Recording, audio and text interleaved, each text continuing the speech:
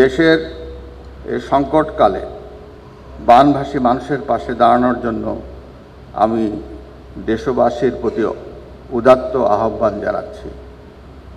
আমি আশা করি পরোপকারের মহান ব্রত নিয়ে যারা যতটুকু সামর্থ্য আছে তা দিয়েই অসহায় ও দুস্থ মানুষের পাশে দাঁড়ানোর জন্য দলমত নির্বিশেষে সবাই এগিয়ে আসবেন।